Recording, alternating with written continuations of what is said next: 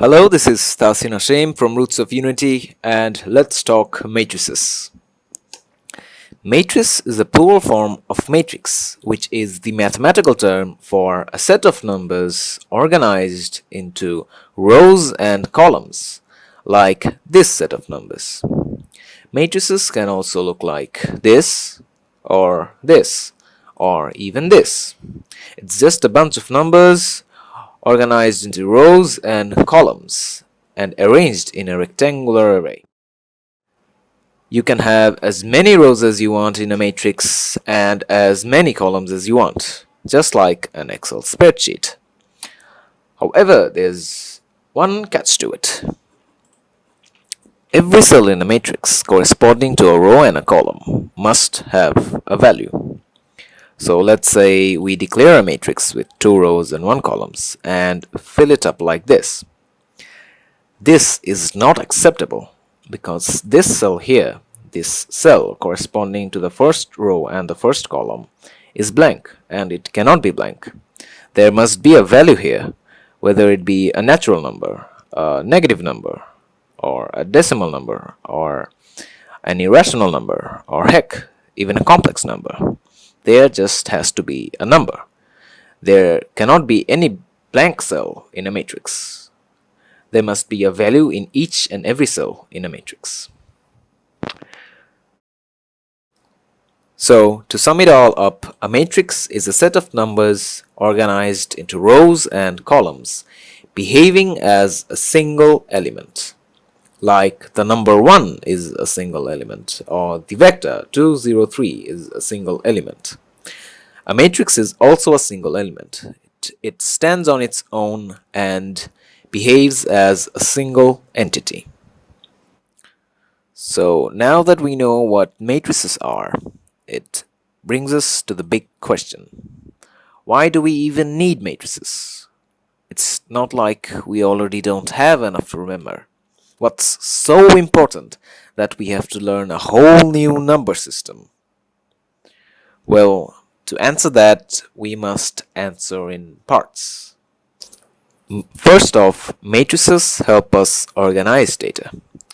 You see, data is usually disordered and disorganized, but matrices help us to organize the data and then order the data with the help of labeled rows and columns, so that the data is more readable, manageable, and easier to work with. Let's look at a practical example to make it all clear. Let's consider 2 hypothetical characters, Meena and Raju. Meena and Raju are 2 friends who are collecting chocolates on 8th day given by their relatives. They are collecting the chocolates and storing them up so that later on they can compare in between themselves who got the most chocolates. So let's say Meena got 2 milk bars, 3 Kit Kats and 12 Snickers. And meanwhile, Raju got 1 milk bar, 4 Kit Kats, 6 Snickers and 5 Mars bars. So how do we represent all these data into a single matrix?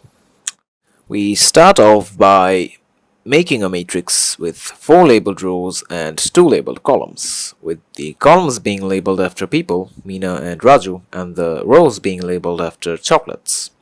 The first being milk bar, the second being Kit Kat, the third being Snickers, and the fourth being Mars. After we have made the matrix and labeled the matrix, we must proceed to populate the matrix with data. After we put in data into the matrix, it would look something like this, which says Meena got 2 milk bars, which is referenced by this data and is true. She got 3 Kit Kats, which is true again, 12 Snickers, true, and 0 Mars bars. Yeah, which is kind of true. She did not get any Mars bars, and we can't have it blank. We can't have this cell blank here. So, moving on to Raju, it says that Raju got 1 milk bar, which is referenced by this data and is true. He got 4 Kit Kats, true again, 6 Snickers, true, 5 Mars bars, true. So you see, this is how matrices has enabled us to organize all these data into this single 4x2 matrix and has made the data more readable, manageable, and easier to work with. Oh, quick short note, This 4 by 2 refers to the dimensions of this matrix. This 4 refers to the number of rows the matrix has, which is 1, 2, 3, 4. And this 2 refers to the number of columns the matrix has, which is 1, 2. Now that we've seen how matrices help us to organize data and make data more easier to work with, it brings us to the second part of our quest in finding out why matrices are so important. It just so happens to be that when numbers are arranged in this particular manner, it enables us to do a lot of things by just performing the basic arithmetic operations on them. Application of matrices range from image editing like image blurring, grayscaling, or applying filters, to making artificial intelligence using machine learning, or to even finding out the closest route to your destination by using graph theory. The application of matrices are vast, and matrices are everywhere. So, without further ado, let's hop in and let's look at the first and most basic arithmetic operation: addition. Adding two numbers is fairly very simple. You just write the two numbers down and then sum them up together to get the result. But adding to matrices is not that simple. You see, you can add any number to any number, but you just can't add any matrix to any matrix. Both the matrices must be compatible with each other in order to be added together. So, when are two matrices compatible with each other? Two matrices are compatible with each other when both of the matrices have the same number of rows and the same number of columns. For example, here, this matrix and this matrix can be added together because both the matrices have the same number of rows and the same number of columns. Both these matrices have 2 rows and 1 columns each, and hence can be added together. In another example here, these two matrices cannot be added together. Even though this matrix and this matrix, both of them have 1 columns each, they have the same number of columns. This matrix here has 2 rows and this matrix here has 3 rows. They have different number of rows and hence cannot be added together. In another example here, this matrix and this matrix cannot be added together too. Although this matrix and this matrix both have 2 rows each, this matrix has 1 column and this matrix has 2 columns. They have different number of columns and hence cannot be added together. Now that we have seen when two matrices can be added to one another, it's time to see how you actually add two matrices up. To add two matrices up, you must add the numbers in each corresponding cell together. For example, here, this number 1 corresponds to this number 3. This cell corresponds to this cell. So you add 1 and 3 together. And this cell corresponds to this cell. So 2 corresponds to 4. So you add 2 and 4 together. And then you do the actual addition to get this final result, 4 and 6. Let's look at another example by using 2 by 2 matrices. To add this matrix to this matrix, we must add this number 1 to this number 1 since this cell corresponds to this cell, and add this 3 to 2 since this cell corresponds to this cell, add this 2 to 2 since this cell corresponds to this cell, add 4 to 1 since this cell corresponds to this cell. And then we do the actual summing up and we get the final result as 2, 4, 5, 5. Now that we've seen how to add two matrices, it's time to move on to the next arithmetic operation, subtraction. To subtract two matrices, you must follow a similar procedure as to which you did during matrix addition.